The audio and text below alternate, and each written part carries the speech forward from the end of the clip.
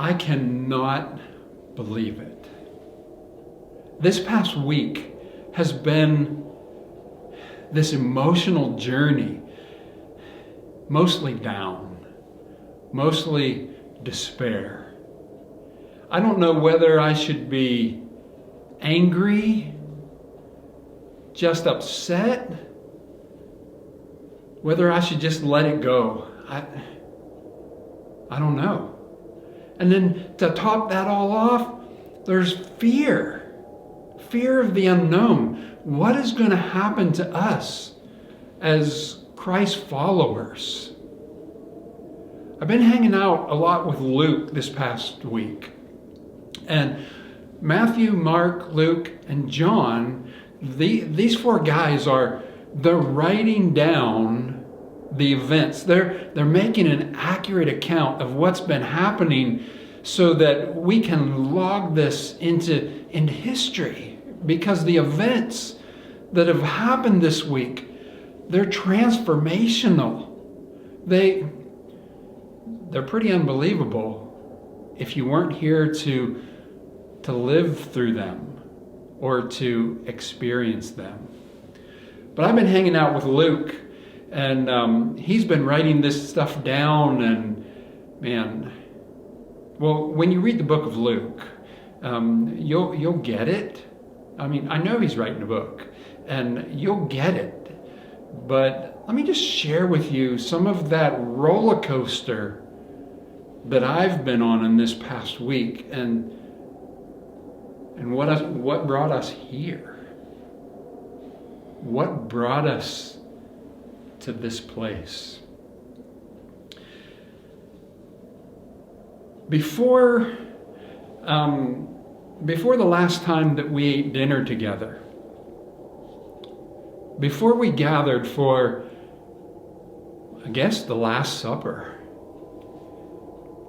there was this event that happened that none of us knew except for one, and religious leaders of the day. There was one of the disciples that determined in their heart that they were going to betray Jesus. Now, we didn't know that. None of us knew that. And so we were going on as normal. And I mean, everything seemed to be going well as could be, with Jesus establishing who he was. And again, how did we get here from there? So again, we didn't know that one had decided to betray Jesus. And so we're gathered at that last mealtime. And Jesus has got our attention, and he begins to talk, and he begins to share, and he begins to express his delight in the fact that we were able to gather together and eat together, to share that meal together. But he said something odd that kind of threw us. He said, "This is the last time that we'll be able to eat like this until my kingdom, his kingdom, is fulfilled." Again, not many of us really still don't grasp what he was really talking about. But at that meal, after he talked about his delight in us being together and sharing in that meal, he took the cup. He took that cup, that communal cup, and passed it around. He distributed it so that each of us got a portion. Each of us had our cup full. And as he passed that around, he took the bread that was on the table and he broke it. Now, he had our full attention. There was not a single one of us that was not focused on him. He broke that bread and he passed it around, And he told each and every one of us to grab a chunk. And so we took that chunk, and after we all had our piece of bread, he began talking about himself in a way that was weird. It was strange. He began talking about him as God's Son, as Messiah, being broken, and how this bread that we were holding in our hands symbolized his body. And we had never heard that before. We had never experienced a message quite like that. And so he had us take and eat the bread. And then, after we ate the bread, trying to digest what his meaning, what his content was, as far as his body being broken for us, he drew us back to that cup. Sorry. It's tough to even talk about, because I think I'm beginning to get it. He called us back to that cup that he had distributed amongst all of us. He called us back to our portion. And he began talking about the blood of the Lamb being shed. Now get this. He's drawing our attention to the fact that he is the Lamb of God. He is God's Lamb. And as he had us take that cup, that wine that was in there, he likened it to his blood that was going to be shed. And he had us take that. He reminded us that he was going to be absent in the flesh, and that often when we sat down in situations just like that last meal, when we were together as community, that we were to eat bread and partake of the wine in remembrance of him. Talk about an attention getter. Right after that, he starts talking about this betrayer that we didn't know anything about. He begins talking about one of us who were gathered with him, dipping that bread with him, partaking of that bread with him, partaking of that cup with him. One of us as a traitor. Now you can imagine we didn't like that very well, especially since the mass majority of us, we were not traitors. We were dedicated to him. He was our rabbi, our teacher, our leader. He was our king. Somewhere in the midst of that discussion as to who was the traitor, of course, we don't like being a traitor. We like being known as the best. So somewhere in that conversation, we transition from who was the traitor to an argument that broke out about who was the greatest. Who was the greatest disciple?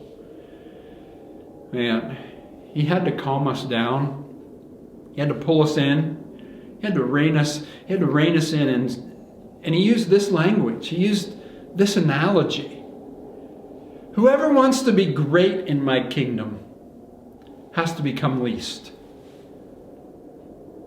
Wow.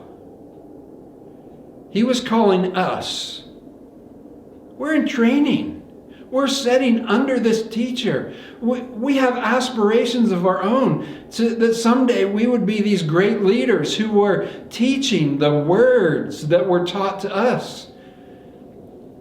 So we had these aspirations of being great, and now he's telling us we have to be a servant.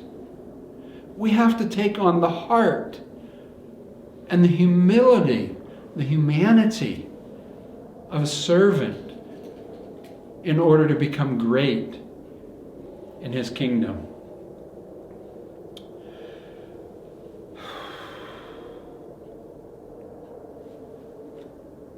He told us we needed to be faithful. Right now, I don't feel so faithful. Right now, I feel like my faith has been stretched to its limits. The words that he spoke to us collectively, many times, "Oh, you of little faith," it resonates with me in such a way that I understand how weak this flesh is. And now I sit here pondering what has just happened, knowing that my strength, that my fortitude is failing.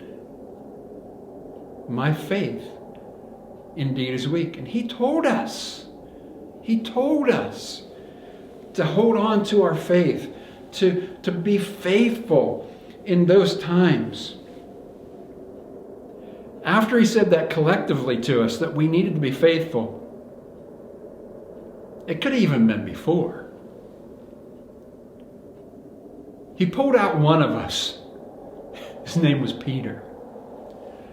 Now, Peter's this awesome guy. Peter probably learned more about faith than any of us. I mean, who else of us walked on water? Who else knew him in such a way that our faith ran that deep? We didn't. But he singled out Peter and he said, "Peter, in the time to come, in this next few days, in these next few moments, you're going to deny me." Peter went, No, I am not going to deny you. I am not going to do that. Jesus, you're my all in all. You're everything to me. And Jesus said, "Peter, you're going to not only deny me once, but you're going to deny me 3 times. Peter resisted. There's no way that he was going to deny Jesus. Well, after that meal, we ended up on the Mount of Olives. We ended up in this garden, and it was a place that we knew pretty well because it was one of Jesus' favorite spots when the world was just weighing heavy on him. When he was recognizing that not everybody was embracing this gospel, this good news that he was preaching, when he needed to get away and have some me time, some alone time, we'd go to this place on the Mount of Olives, to this garden.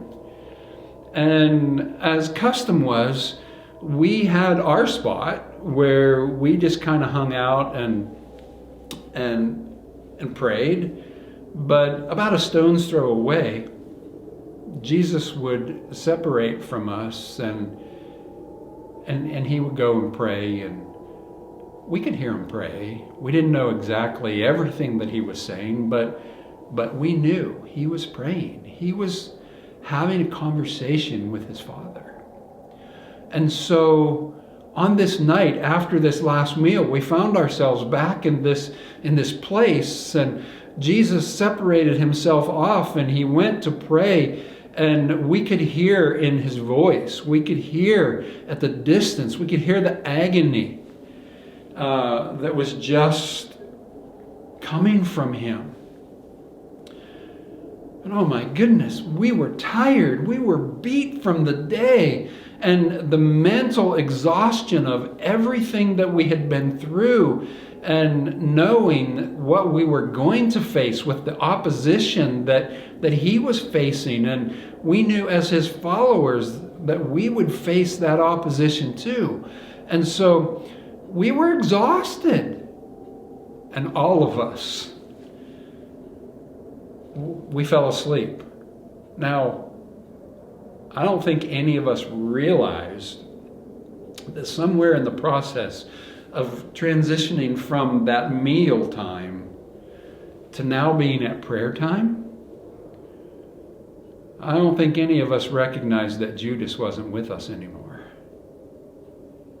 I don't remember anybody saying, "Hey, where's Judas?" Jesus comes back from his time in prayer, and yeah, he was in agony. Yeah, Luke describes it this way. He was in such agony and such pain that his sweat was like drops of blood. I've never been in that much agony. But he came back to us after praying, and he woke us up. He kind of took us to task. He kind of challenged us, made us feel guilty that we couldn't stay awake even for an hour to pray.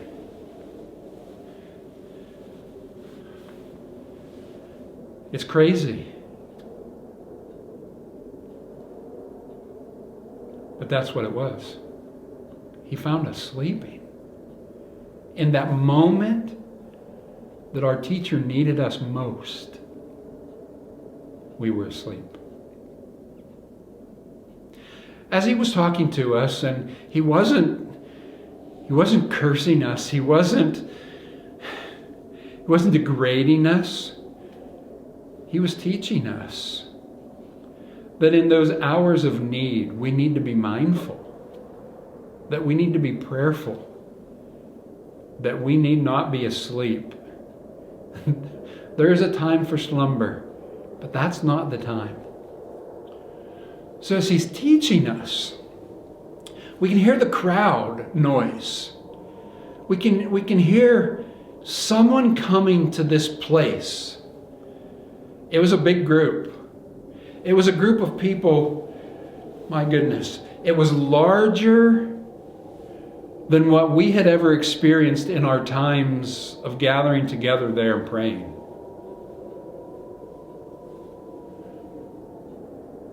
And to our surprise, the one leading the group, it was Judas. At that point, we realized we had missed the fact that Judas was not with us.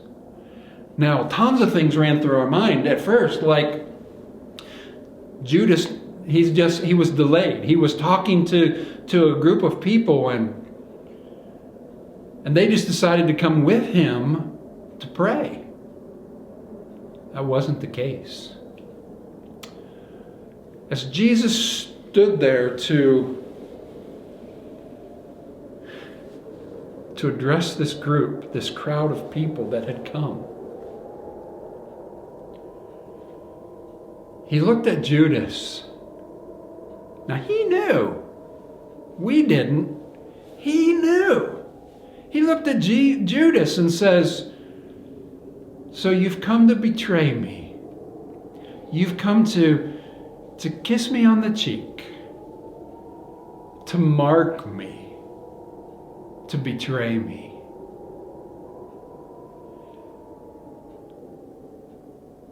I don't know what happened to Judas after that.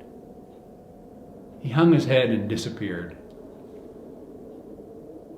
But there was quite a scene that was beginning to escalate right there in the garden. One of us, and it was so fast, and we only had 2 swords, and Jesus said that was enough, but one of us pulled out a sword and whacked off the ear of one of the high priest's servants. as you can imagine, could have started an ugly, ugly scene right there. But Jesus put his hand up. He stopped us. He quieted all of us in that moment, both sides. His followers and the crowd that was obviously there, like a lynch mob. That they didn't want him to be teaching. They didn't want him to even be around. And as Jesus calmed the crowd, he picked up the ear of that servant and he put it back on. Now, we've seen miracles. We saw him work wonders in people's lives, but to actually pick up a severed body part and to put it back on, and yeah, there was blood there, but there was no mark. There was no cut. There was no evidence that the ear had even been cut off. Jesus healed him. And even in the midst of Jesus healing one of the opposers of his gospel, in that act of love, they still arrested him. They still took him. They led him away in the midst of that crowd. We couldn't believe it. We lagged behind, but yes, we followed them back to Jerusalem.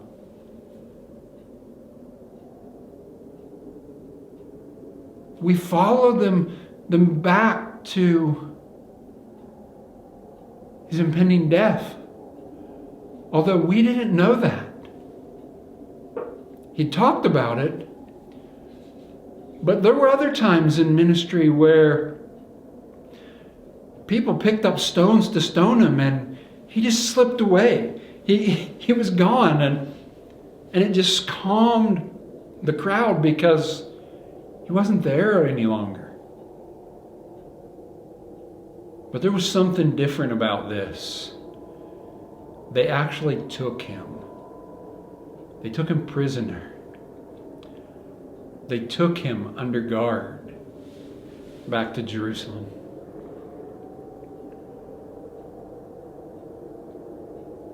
Yeah, the crowd was restless. They absolutely wanted to figure a way to get rid of Jesus. They began making up lies.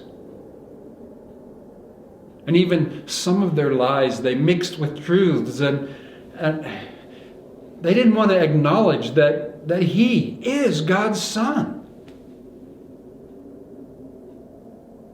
And in that moment, Jesus' words began to come back to haunt Peter, who said, "I will never deny you." People began coming up to him. He was always with Jesus. He was always close. He was a focal point. When Jesus was seen, he was seen. And people started saying to Peter, "Aren't you one of his disciples?" And Peter's response was, "No." Took us back. Like, what? Peter, you're supposed to be like one of the strong ones amongst us. Your faith is supposed to be so much bigger than the rest of ours. And now you're saying you're not one of his disciples. We watched him do that 3 times. And then the rooster crowed. He hung his head. He left us weeping bitterly. We knew he'd be back. We knew he'd be back because when Jesus was talking to us at that last meal, he said, Peter, when you return in your faith, when you come back in your faith, be a stronghold, be an encouragement, be to everyone that you come in contact with a rock of strength, a sure foundation. We knew he was coming back. We knew that. But we didn't know everything that was happening inside the court. We didn't know everything that was going on. There were rumors. There were people talking about the games that they were playing with him, that they would blindfold him and then one of the guards would hit him. And as one of the guards would hit him, then they would take the blindfold off for a minute and say, prophet, tell us which one of us hit you. They were mocking him. Yeah, we were hearing the stories. Maybe that's why there's still some fear on the human side.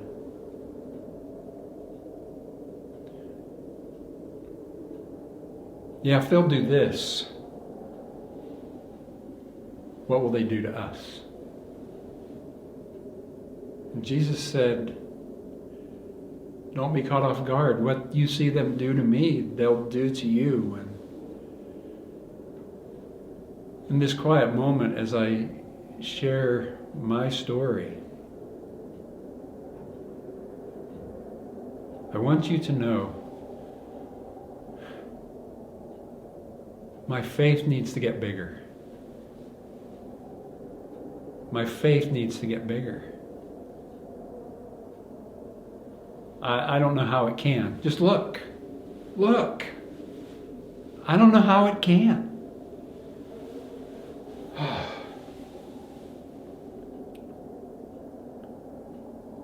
We did get this word. They put him before Pilate. And they brought these false accusations against him. And of course, you know how it goes. People talk.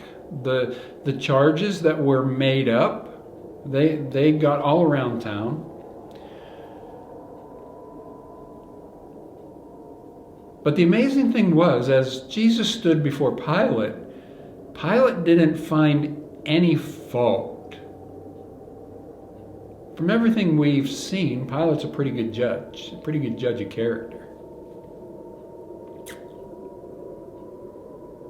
He didn't find any fault in Jesus.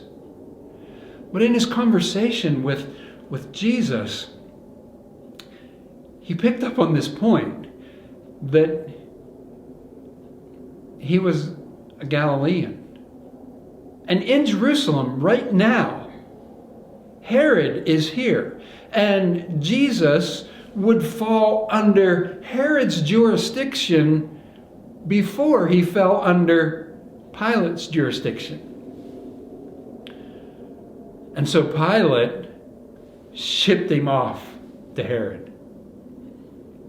Now, as he got to Herod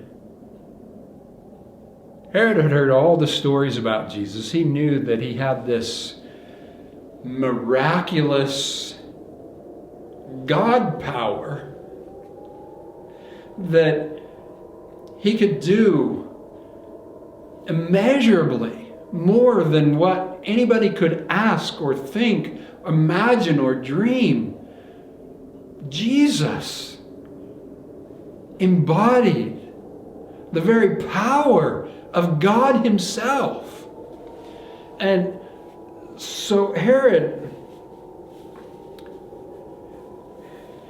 was more excited to have a trick pony in his court than to deal with the trumped up charges. And so he wanted Jesus to perform a miracle. He wanted him to do something amazing.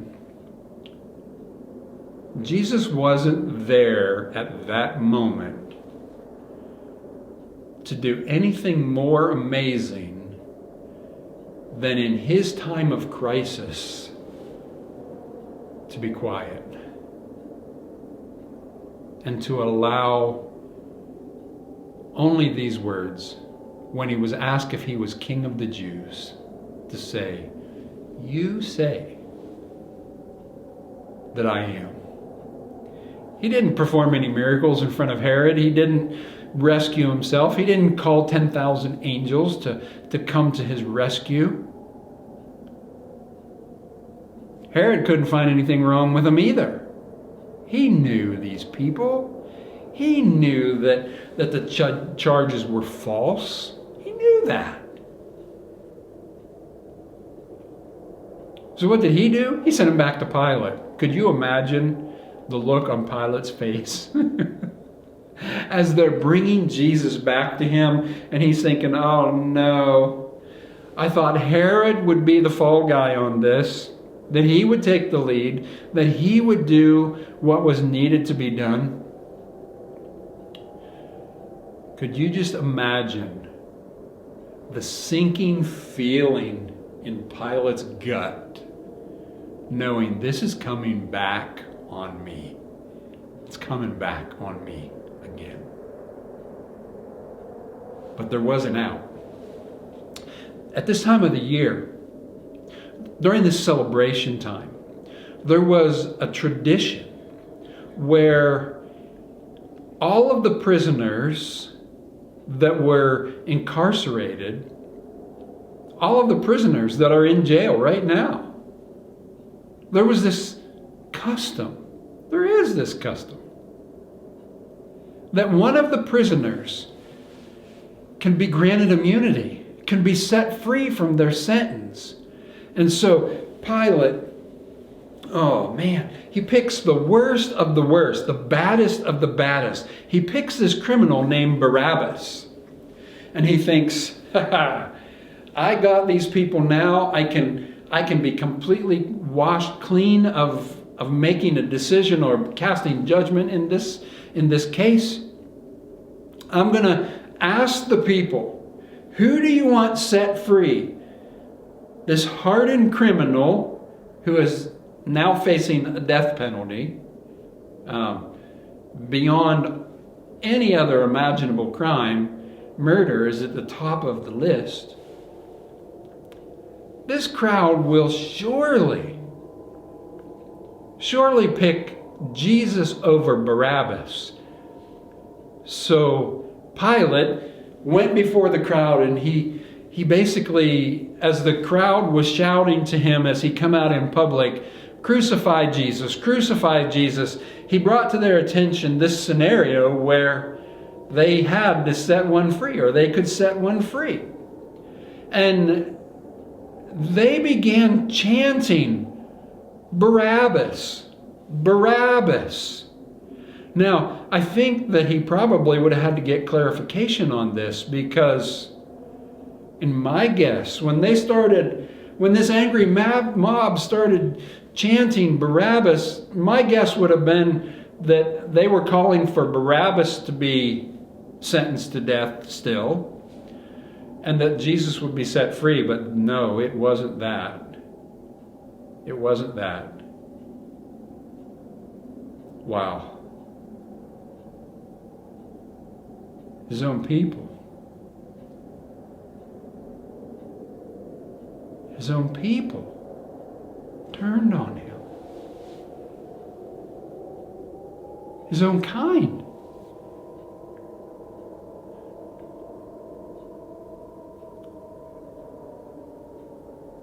They set Barabbas free. Pilate had no choice. Well, he did have a choice, but he chose not to take it. He succumbed to the crowd's yells and cries.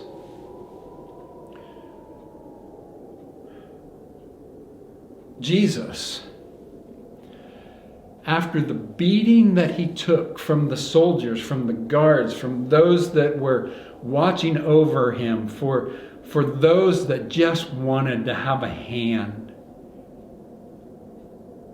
in the cruelty. They had beaten him physically to the point where he was so weakened that the cross that was prepared for him to die on, he couldn't even carry it. There was one named Simon of Cyrene. He was handy. He was close by, and they got him to carry the cross of Christ. They drove those nails into his hands and feet, and they hung him up. They put him up there in shame for everybody to look at, and wow, the heartlessness of it, the cruelty of it.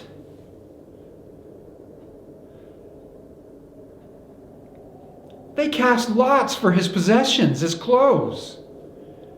They made sport of him. They added insult to insult. They rubbed salt into the wound.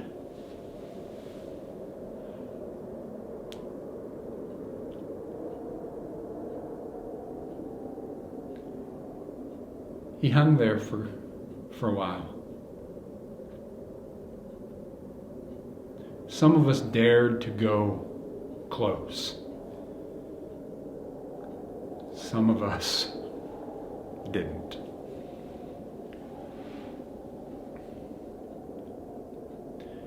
Even in those last moments, of his life, he was encouraging his followers to be faithful, to trust him, to believe in him.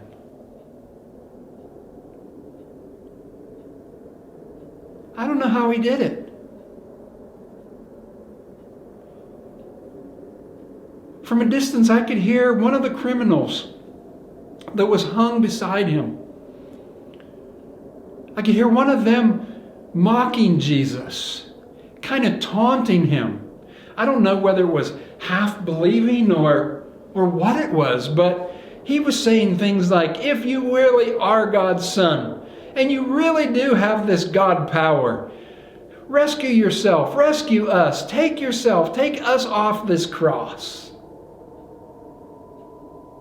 And then I heard, it was a meek voice, but it was firm. I heard the voice of the other criminal on the other side of Jesus begin to acknowledge him. To acknowledge that sign that they had nailed on the cross above his head, stating that he was the King of the Jews. They didn't actually believe that. It was a mockery. But this criminal, in this moment, that was acknowledging that Christ was God's Son, believed. Said, Jesus, remember me. Out of his pain, out of his agony, out of the fact that he knew he was going to die physically, he embraced that criminal. I don't know how anybody could love like that in their moment of need, in their moment of agony, in that moment of pain. I don't know how anybody could be like that and love like he loved. I watched from afar as he said to that person who acknowledged him as the Christ, today, you'll be with me in paradise. Oh, that's my dream. That's my dream. It reminded me that if that criminal could be forgiven and be with him in paradise today, that I can be with him too. That I could know him too.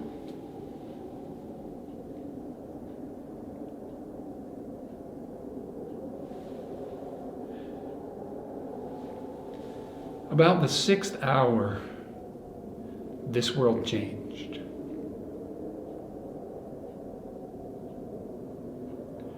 It's almost the 9th hour.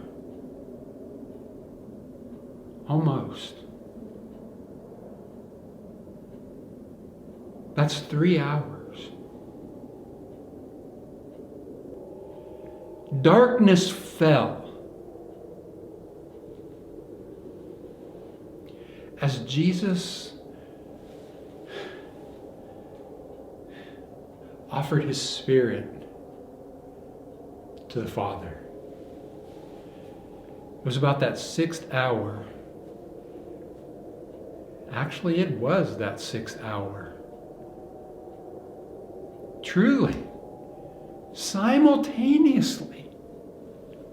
Wow, thinking about it. At the moment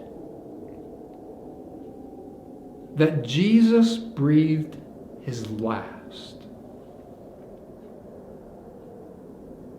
the sky went dark. It's almost the 9th hour,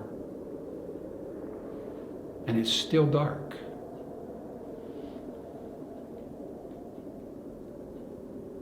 I don't know what to think. Not only is it dark, but the weirdest thing happened. Talk about strange. In the temple, the veil that separates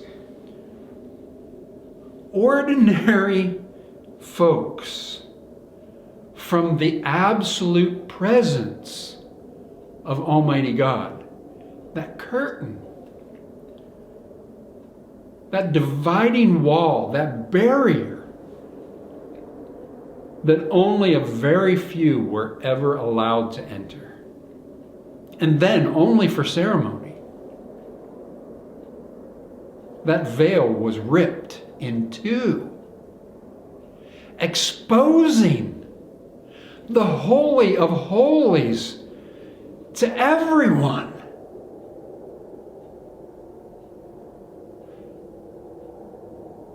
This is a new world that we live in. It has changed. We can never, ever go back to the way that it was. We have been exposed. Think about this. We have been exposed with the tearing of that veil to the very presence of God.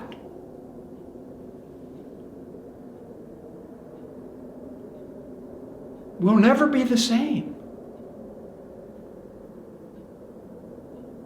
It's a unique world.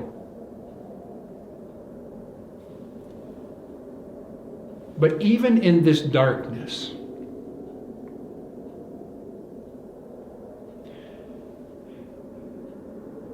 even in the depression and the oppression of the events that have just occurred,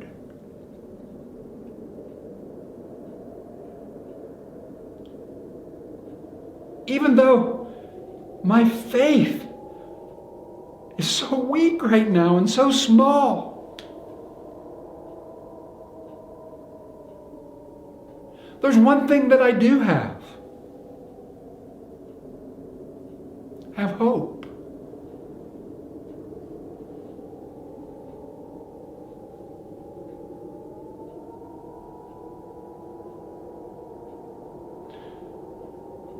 In my anger, in my disappointment, in my frustration,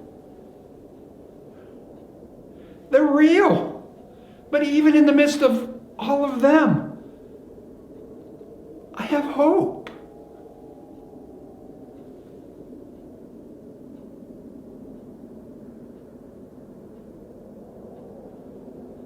Even though I've lost the best friend that I could ever have,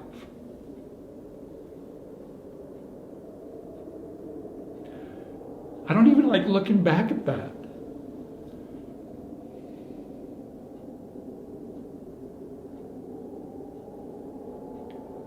Even in my personal loss,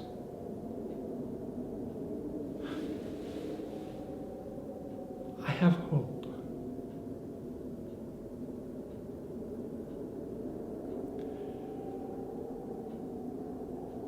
I didn't pen this down like Matthew, Mark, Luke, or John will. And I have no way there's no way to capture this moment graphically in history, but to just share it with you.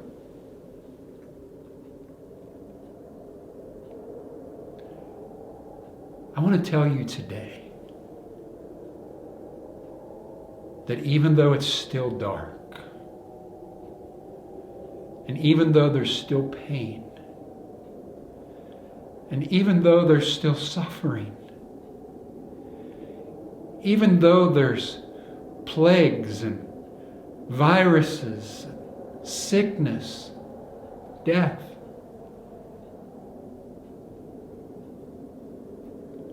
I'm telling you my story to give you hope. Not just the knowledge of hope,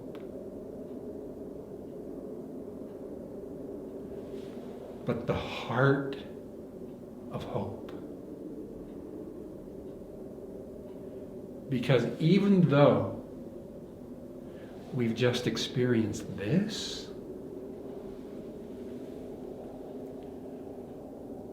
Jesus gave us hope beyond this.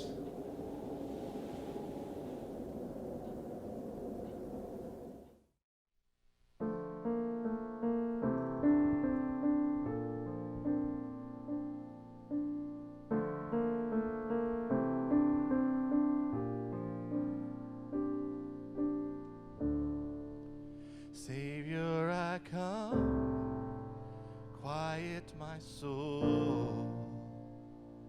Remember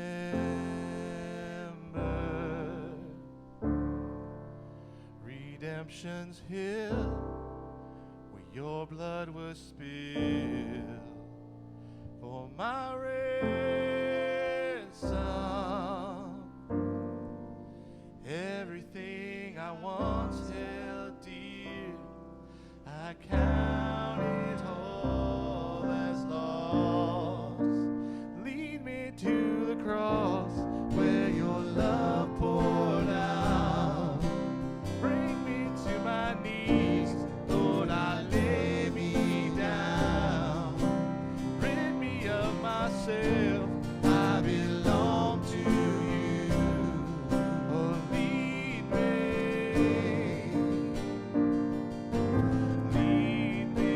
to the cross.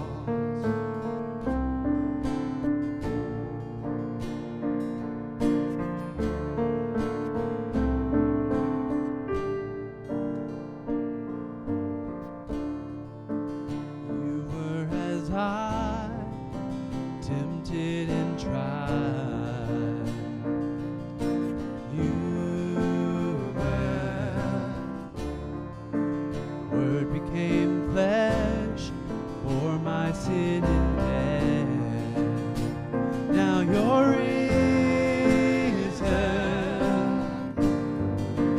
Everything I once held dear, I count it all as lost.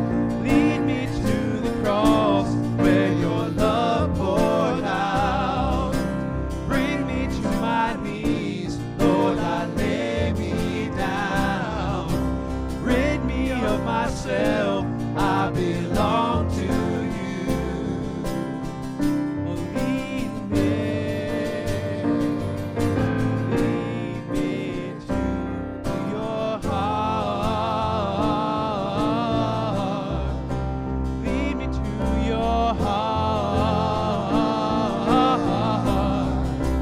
Lead me to your heart. Lead me to your heart. Lead me to the cross where your love poured out. Bring me to my knees, Lord, I lay me down. Rid me of myself, I belong to you. Oh, lead me to the cross.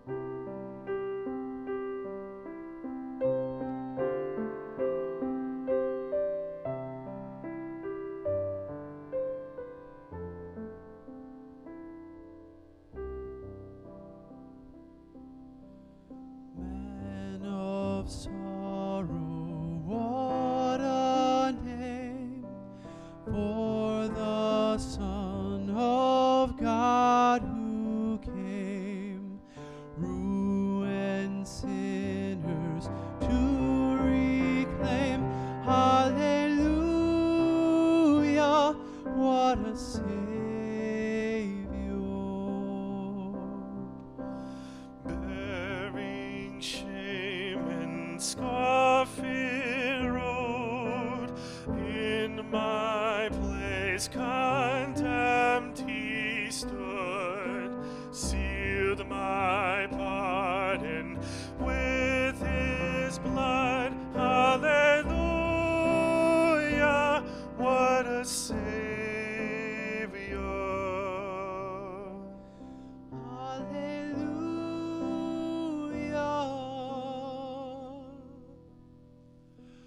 Hallelujah.